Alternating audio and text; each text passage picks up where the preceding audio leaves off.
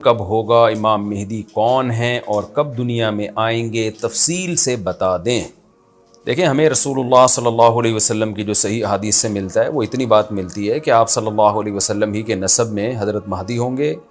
ان کا نام آپ صلی اللہ علیہ وسلم کے نام جیسا ہوگا، قریش میں سے ہوں گے، اور جس دور میں آئیں گے وہ حضرت عیسیٰ علیہ السلام بھی انہی کے بعد فوراً نازل ہوں گے، اس دجال بھی اسی وقت ظاہر ہوگا۔ یہ تینوں چیزیں ایک ہی وقت پہ ہوں گی، دجال، حضرت عیسیٰ علیہ السلام اور حضرت مہدی۔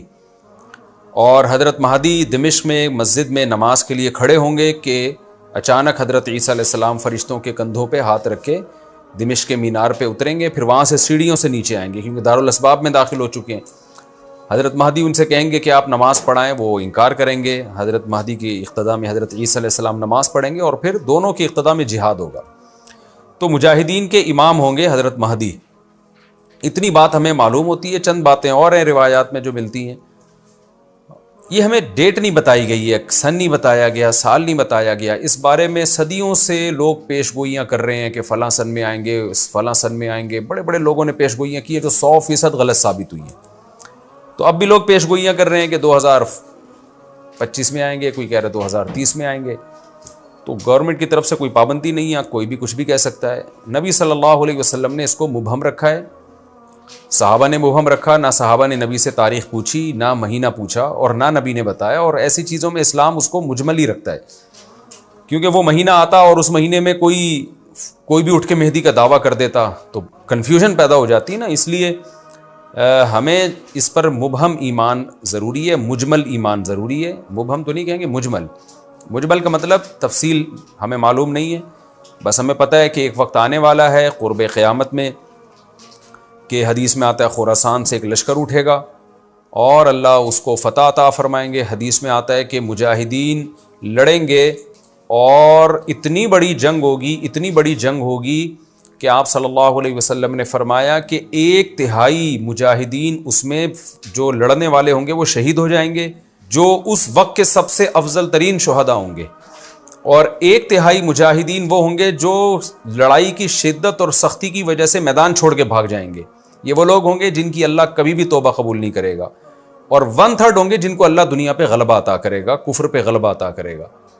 تو یہ اس وقت پھر حضرت مہدی کی قیادت میں جہاد ہوگا اور پوری دنیا میں امن قائم ہو جائے گا۔ حضرت عیسیٰ ابن مریم بھی اسی وقت نازل ہوں گے، دجال کو قتل کریں گے، اور ایک اور دفعہ، یعنی ایک دفعہ تو اسلام دنیا میں غالب آ چکا ہے، تو ایک اور دفعہ اسلام حضرت مہدی حضرت عیسیٰ ابن مریم کے ذریعے پوری دنیا میں غالب آ جائے گا، اور ہر طرف خیر ہی خیر ہوگی۔ جزیے کا نظام ختم ہو جائے گا اور اللہ تعالیٰ اپنی برکتوں کو کھول دے گا، آسمان کی برکتیں، خوب بارشیں برسیں گی۔ ایک روایت میں آتا ہے، ترمذی کی روایت ہے، اتنے بڑے بڑے انار پیدا ہوں گے کہ اس کے چھلکے کو لوگ سائبان کے طور پہ استعمال کریں گے۔ ایک ایک انگور کا دانہ کئی لوگ نچوڑ کے پئیں گے، یعنی برکتیں اللہ کی طرف سے ایسی کھل جائیں گی، تو پوری دنیا میں امن ہوگا۔ تو یہ جو نبی صلی اللہ علیہ وسلم کی جو بعثت تھی نا، آپ صلی اللہ علیہ وسلم کی، وہ کیا تھی؟ قرآن میں آتا ہے لِيُظْهِرَهُ عَلَى الدِّينِ كُلِّهِ۔ آپ صلی اللہ علیہ وسلم کو دنیا میں اس لیے بھیجا گیا تاکہ آپ دین کو پوری دنیا میں غالب کر دیں۔ تو ایک دفعہ تو یہ بنو امیہ کے دور میں، اور بنو عباس، اور پھر خلافت عثمانیہ، یہ جو مسلمانوں کی خلافتیں چلی ہیں، تو بنو امیہ اور بنو عباس کے دور میں تو اسلام پھیل گیا تھا۔ پوری دنیا، جتنی بھی مہذب دنیا تھی اس میں اسلام ہی اسلام تھا، یعنی اسلامی حکومت تھی۔ سب مسلمان نہیں تھے لیکن حکومت اسلامی تھی، سب مسلمانوں کے زیر سایہ تھے۔ تو اللہ تعالیٰ اب پوری دنیا میں کیفیت کے لحاظ سے، کمیت کے لحاظ سے، کوانٹٹی کوالٹی دونوں لحاظ سے اسلام کو دنیا میں غالب کرے گا۔ اس کے لیے اللہ نے حضرت مہدی اور حضرت عیسیٰ ابن مریم کا انتخاب کیا ہے۔ اتنا ہمارا ایمان ہے۔ اب کیا ہوتا ہے کہ ہر تھوڑے دن میں کوئی مہدی اٹھ کے دعویٰ شروع کر دیتا ہے، اور تو امام مہدی سب سے پہلی بات یہ مجاہد ہوں گے، بڑی اہم ترین بات یہ ہے، اور انہی کے دور میں حضرت عیسیٰ ابن مریم بھی نازل ہوں گے، تو اور دجال بھی ظاہر ہوگا۔ تو اس لیے یہ تینوں چیزیں ایک ساتھ ہیں، اس لیے ان کو پہچاننے میں اہل اسلام کو دشواری نہیں ہوگی۔ حضرت مہدی کو تو لوگ خود تلاش کریں گے، ان کی علامتوں میں سے یہ بھی ہے، وہ دعویٰ نہیں کریں گے، لوگ اہل اللہ، بزرگان دین، علماء ان کو خود تلاش کریں گے۔ آج لوگ خود دعویٰ کر رہے ہوتے ہیں حضرت مہدی ہیں، میں حضرت مہدی ہوں، تو وہ دعویٰ جو کرے گا اس کا مطلب وہ تو ہو ہی نہیں سکتا۔ تو اس لیے ہمیں اس ٹاپک کو ختم کر دینا چاہیے اس سینس میں کہ اس سینس میں ختم کر دینا چاہیے کہ جو دعوے کر رہے ہیں نا کہ کل آ رہے ہیں، پرسوں آ رہے ہیں، فلاں سن میں آ رہے ہیں، اس سینس میں اس ٹاپک کو ہمیں ختم کر دینا چاہیے. ہاں جتنا احادیث میں ہے اس کو بیان کرنا چاہیے. اور جو لوگ بھی خلاف سنت ہوتے ہیں وہ تو حضرت مہدی ہو ہی نہیں سکتے.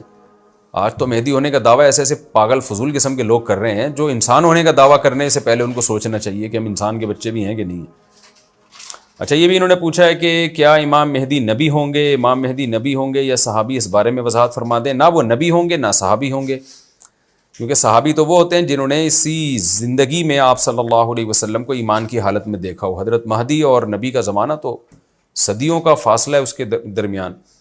تو نہ تو نبی ہوں گے نہ صحابی ہوں گے، نیک ہوں گے، بزرگ ہوں گے. بس مہدی کا معنی ہدایت یافتہ، سیدھے راستے پر ہوں گے.